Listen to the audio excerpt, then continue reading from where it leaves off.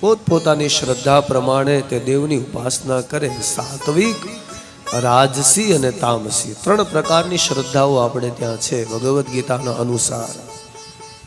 જેવી જેની શ્રદ્ધા તે પ્રમાણે તે બંદગી એટલે કે ઈશ્વરનું ભજન કરે છે।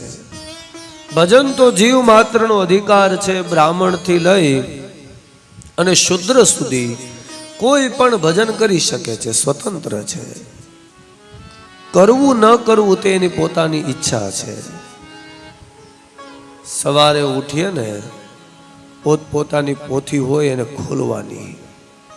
જે સંપ્રદાયમાં, જે ધર્મમાં, જે ભગવાનને તમે માનતા હોય એની પોથી ખોલો। તમે 5-15 મિનિટ સુધી તમે ખાલી એ પોથીની આગળ બેઠા બેઠા ગુજરાતી વાંચો ને, બીજું કાંઈ ના આવડે તો કાંઈ નહીં।